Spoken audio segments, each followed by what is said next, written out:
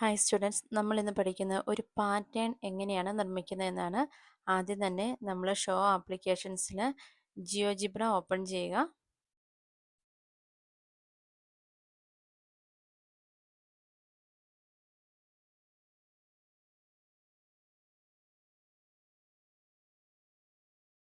ഇവിടെ നമുക്ക് ഈ ഗ്രിഡ് ആവശ്യമില്ല അല്ലേ? അപ്പോൾ നമ്മൾ കഴിഞ്ഞ ക്ലാസ്സിൽ കണ്ട പോലെ തന്നെ ഗ്രിഡ് നമുക്ക് കളയണം. അതിന് വേണ്ടി റൈറ്റ് ക്ലിക്ക് ചെയ്യുക, എന്നിട്ട് ഗ്രിഡ് എന്നുള്ളതൊന്ന് ഡിസേബിൾ ആക്കി കൊടുക്കുക. ഓക്കെ, ആദ്യം തന്നെ നമ്മളോട് പറഞ്ഞിരിക്കുന്നത് ഒരു സ്ലൈഡർ എടുത്തിടാനാണ്. അപ്പോൾ സ്ലൈഡർ എടുക്കാൻ വേണ്ടി ഗ്രൂപ്പ് 10ൽ സ്ലൈഡർ എന്ന ഓപ്ഷൻ ഉണ്ട്. അത് സെലക്ട് ചെയ്യുക. എന്നിട്ട് ജസ്റ്റ് ഇങ്ങനെ ഒന്ന് ക്ലിക്ക് ചെയ്യുക. ക്ലിക്ക് ചെയ്ത് കഴിയുമ്പോൾ കണ്ടോ, ഇവിടെ ആൽഫ എന്ന പേരിലാണ് കിടക്കുന്നത്. അവിടെ നമുക്ക് മാറ്റമൊന്നും വരുത്തണ്ട. ഇനി ഇവിടെ ഈ ആംഗിൾ ഒന്ന് ഉള്ളത് കണ്ടോ, അത് ജസ്റ്റ് ഒന്ന് ക്ലിക്ക് ചെയ്യുക. ക്ലിക്ക് ചെയ്തിട്ട് നമ്മളോട് പറഞ്ഞിരിക്കുന്ന ഈ വാല്യൂസ് കൊടുക്കുക. Minimum 5 degree, maximum 175 degree, increment 5 degree.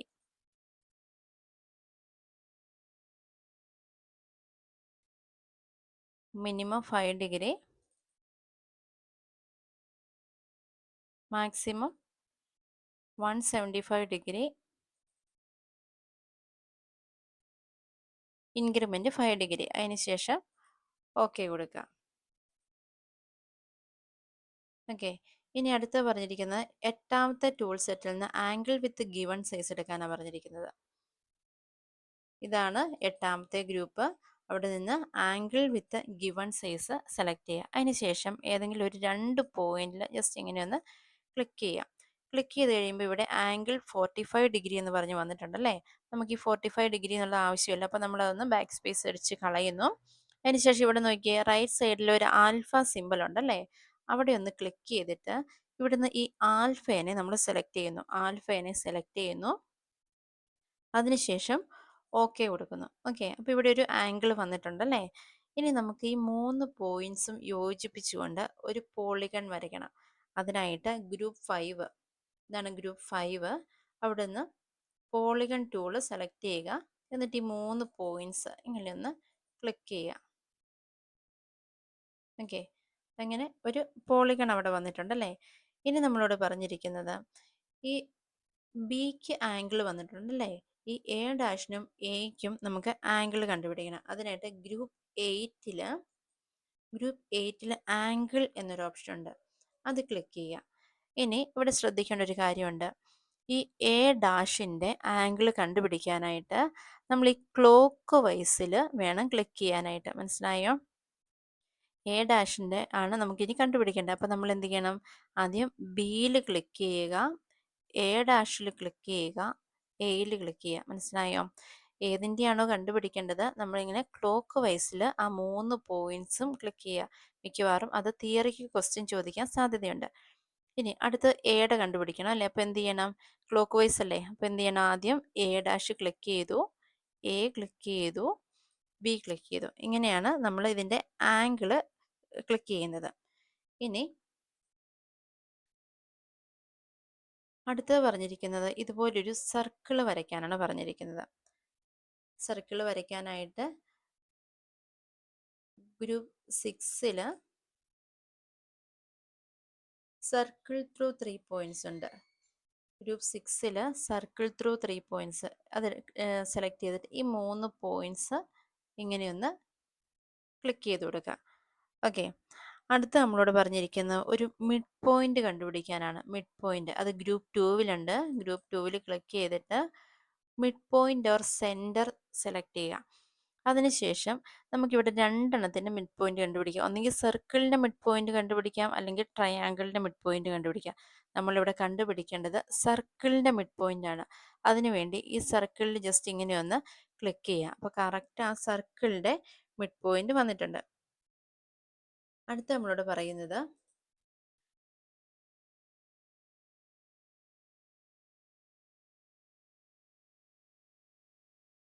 Group 10ൽ നിന്ന് ഒരു സ്ലൈഡറും കൂടി എടുക്കാൻ പറയുന്നുണ്ട്. ഗ്രൂപ്പ് 10ൽ നിന്ന് ഒരു സ്ലൈഡറും കൂടെ നമ്മൾ ക്ലിക്ക് ചെയ്തു.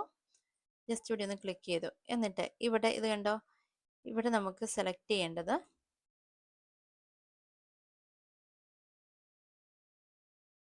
ഇതുണ്ടോ, ഗ്രീക്ക് ക്യാരക്ടർ എന്ന് പറഞ്ഞ് കിടപ്പുണ്ട്. ഗ്രീക്ക് ക്യാരക്ടർ അത് വേണം നമുക്ക് സെലക്ട് ചെയ്യാനായിട്ട്. അതിനുശേഷം നമ്മളോട് പറഞ്ഞിരിക്കുന്ന value minimum value 0 degree, maximum 360, increment 5 degree അങ്ങനെ വേണം കൊടുക്കാൻ.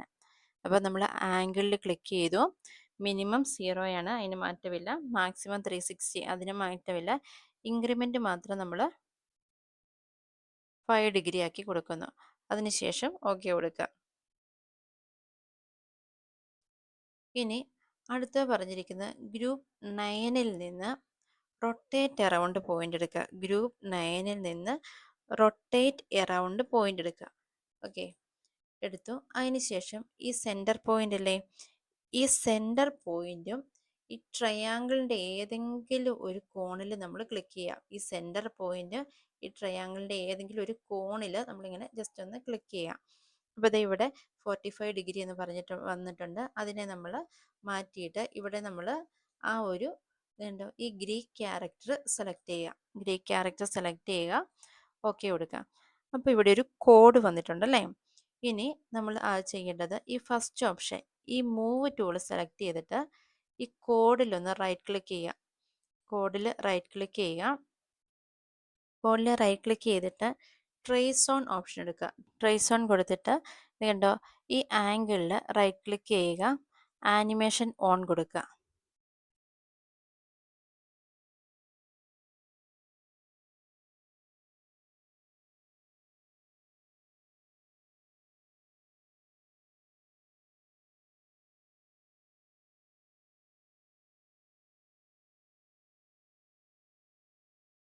ഈ ആനിമേഷൻ ഓഫ് ആക്കി കൊടുത്തിട്ടുണ്ടെങ്കിൽ കറക്റ്റായിട്ട് നമ്മുടെ ആ പാറ്റേൺ വന്നിട്ടുണ്ട്.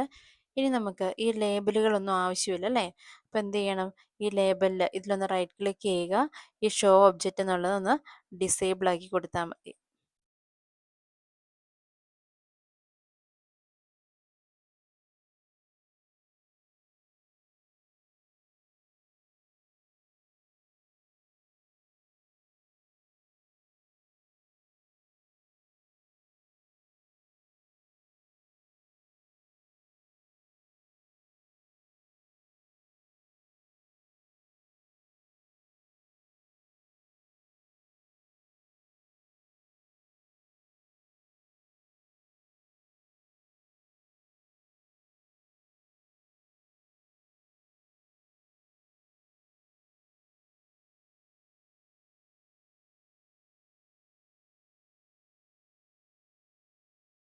ഈ ഒരു രീതിയിൽ വേണം പാറ്റേൺ നിർമ്മിക്കാനായിട്ട്.